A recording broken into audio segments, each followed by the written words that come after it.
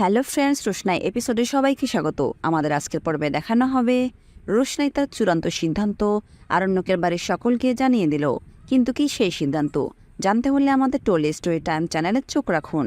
আরণ্যক তার বাড়ির সবার সামনে রোশনাইকে বিয়ে করার প্রস্তাব দিল। রোশনাইকে জিজ্ঞেস করা হলে রোশনাইও তাতে রাজি। গরিমা এই কথা শুনিয়ে তার ব্যাগপত্র গুছিয়ে বাড়ি ছেড়ে চলে যাওয়ার সিদ্ধান্ত নিল। আরণ্যকের মা জাহ্নবী গরিমাকে কোনোভাবেই যেতে দিচ্ছে না। আরণ্যকের মা বলে, গরিমা, তুমি এই সামান্য একটা মেয়ের কাছে হেরে গিয়ে বাড়ি ছেড়ে চলে যাবে, এটা কেমন কথা? গরিমা বলল, আন্টি, আমার কি মান সম্মান বলে কিছু নেই? আমি কেন এখানে থাকবো? এত কথা শোনার পরেও আমি কিভাবে এখানে থাকবো? এতদিন ধরে তো আমি অপেক্ষায় ছিলাম যদি আরণ্যক একটু নিজেকে শুধরিয়ে নিতে পারে, কিন্তু না, ও শেষ পর্যন্ত রোশনাইকে বিয়ে করার সিদ্ধান্ত পর্যন্ত নিল। তাহলে আমি এখানে থেকে কি করব? আর রোশনাইও রাজি হয়ে গেল। আমি এখানে থেকে কি করব আন্টি? আমি আর পারছি না। আরণ্য ক্লিয়ার বলে দিয়েছে ও রোশনাইকে ভালোবাসে। অন্যদিকে রোশনাইকে বড় মা, জেঠু, ছোটু সবাই বোঝাচ্ছে। বড় মা বলল, রোশনাই, তুই যে এই সিদ্ধান্তটা নিচ্ছিস সেটা কি ভেবেচিন্তে নিচ্ছিস? তোকে আমরা নিজের মেয়ের মতো ভাবি। তোকে কেউ এবারে বউ হিসেবে মেনে নিবে না, কেউ তোকে চোখেই দেখতে পারবে না। তুই এই বিয়েটা করিস না। তোর জন্য গরিমা বাড়ি ছেড়ে চলে যাচ্ছে। গরিমার অভিশাপ তোর লাগবে মা। জেঠু বলল, তুই কেন হঠাৎ বিয়ে করতে চাচ্ছিস? তুই ওকে ভালোবাসিস, ও তোকে ভালোবাসে, তোকে ছাড়াও বাঁচতে পারবে না এজন্য? রোশনাই বলল, জেঠু, আমার ভালোবাসাটা ঠুনকো নয় যে ভালোবাসি বলে ওকে বিয়ে করতে হবে। একটা বড় কারণ আছে, এজন্যই আমি ওকে বিয়ে করছি। ছোটু বলল, রোশনাই, তুই কি সত্যি তোর সিদ্ধান্ত নিয়ে নিছিস? রোশনাই বলল, হ্যাঁ ছোটু, সিদ্ধান্ত যখন নিছি তখন আমি ওকেই বিয়ে করব। অন্যদিকে গরিমা ব্যাগ গোছাচ্ছে।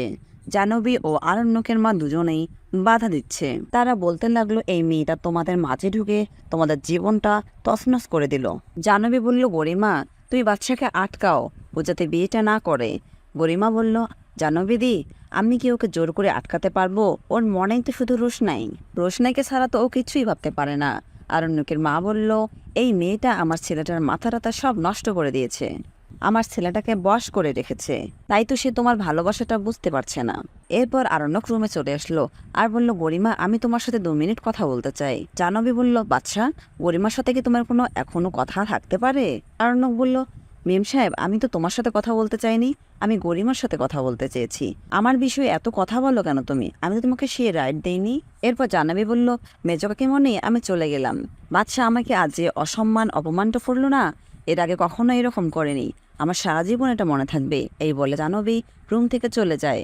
এরপর বাদশা তার মাকে রিকোয়েস্ট করলো, মা, একটু বাইরে যাও, আমি 2 মিনিট কথা বলবো। গরিমা বলল, আমার তোমার সাথে কোনো কথা নেই আরণ্যক। আরণ্যক বলল, আমার আছে। এরপর আরণ্যকের মা বাইরে চলে যায়। আরণ্যক গরিমাকে বলল, গরিমা, তুমি এত রাতে কোথাও যাও না, অনেক রাত হয়েছে। গরিমা বলল, কেন, তোমার তাতে কি প্রবলেম? এখন তুমি যাই বলো না কেন, আমি যে সিদ্ধান্ত নিয়েছি সেই সিদ্ধান্ত বদলাবো না। আমি এই বাড়ি ছেড়ে চলে যাবই। আরণ্যক বলল, যাও, কিন্তু কালকে যাও, আজকে যাও না। আজকে রাতটা থেকে যাও। গরিমা বলল, আমরা কি একই ঘরে থাকবো? আরণ্যক বলল, না, তুমি আলাদা থাকবেই, তবু আজকে রাতটা থেকে যাও। তারপরে গরিমা লাগেজ নিয়ে বাইরে বের হতে ধরলে আরণ্যক গরিমার হাত ধরে। বন্ধুরা, এরপরে কি হতে চলেছে জানতে হলে আমাদের টোলি স্টোরি টাইম চ্যানেলের পাশে থাকুন। আর আপনাদের সুন্দর মতামত আমাদের কমেন্ট বক্সে কমেন্ট করে জানাবেন। ধন্যবাদ।